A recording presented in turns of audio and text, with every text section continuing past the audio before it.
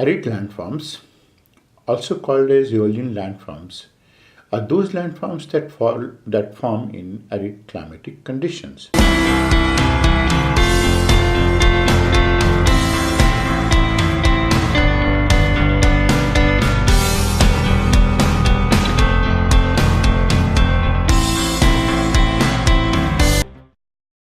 Arid landforms, also called as eolian landforms, are those landforms that form in arid climatic conditions, which are sometimes considered to be synonymous to desert landforms. Such landforms form under the characteristic climatic conditions of high temperature, low humidity, high wind velocity due to sparse vegetative cover, and meager role of water in landform formation. And they are not always in desert conditions, because the concept of desert is completely different. Sahara can be desert, so will be Antarctica, so will be Greenland, so will be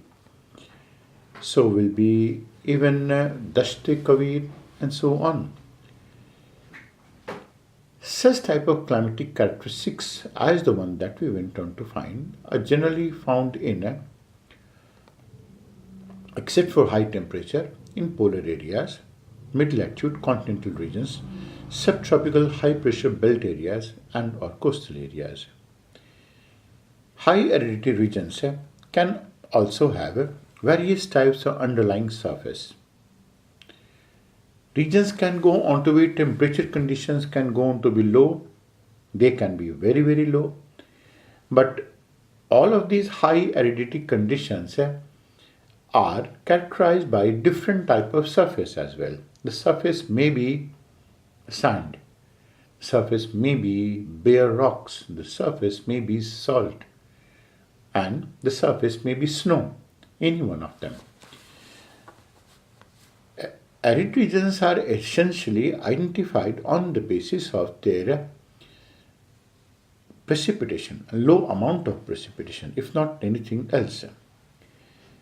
High aridity regions can also have various types of underlying surfaces such as sand, which is called as sandy desert, bare rocks, which is called as hammada, angular fragments of a stone called as reg, salt pans like Dasht-e-Kavir, or salt marshes like Rann of Kutch. Although wind is a comparatively minor agent of geomorphic change, primarily because of the low density of the air compared to water, they are most obvious in arid regions where the lack of vegetation has allowed winds to play a much more active role than any other agent of erosion.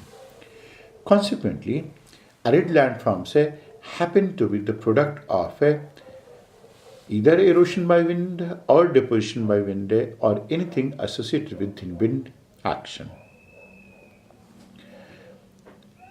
These are some of the regions where water has a limited role to play, but most of the description of the arid landforms go on to be hinging around the role of winds, not water. Work of winds takes two forms, erosion and deposition. Wind erosion takes place in three different ways. One is deflation.